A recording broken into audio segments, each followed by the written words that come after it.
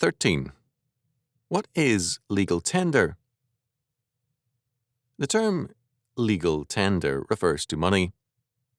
It defines lawful money which is valid for all debts, public and private.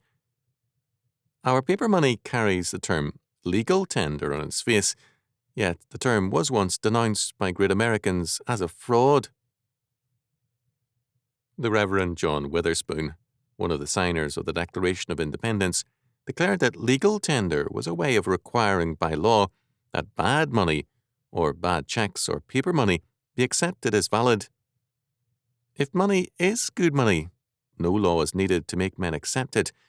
If the money is bad or depreciating, men will try to hold their assets in other ways. Another great American, Noah Webster, attacked the legal tender doctrine in 1790 with these words: "A legal tender law is the devil. When I trust a man a sum of money, I expect he will return the full value. That legislator which says my debtor must pay me with 1/3 of the value he received commits a deliberate act of villainy, an act for which an individual in any government would be honoured with a whipping post, and in most governments with a gallows.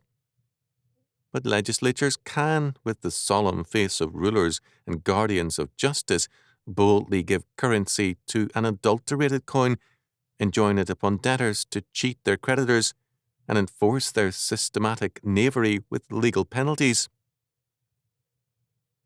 The difference between the man who makes and passes counterfeit money and the man who renders his creditor 1/3 of the value of the debts and demands a discharge is the same as between a thief and a robber.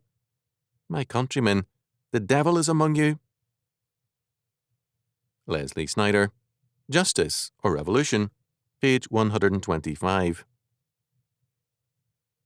Many other great Americans held this view, for example, Patrick Henry. Daniel Webster held that the idea of legal tender is alien to the Constitution, which defines money as gold and silver. Now, what was once the constitutional and moral view of money is no longer heard in high places.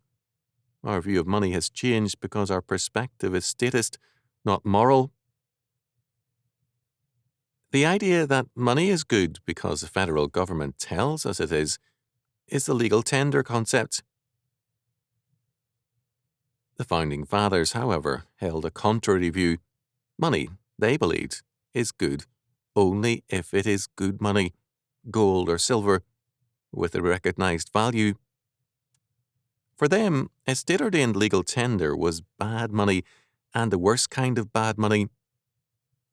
We have come a long way from their opinion. The difference spells a loss of freedom.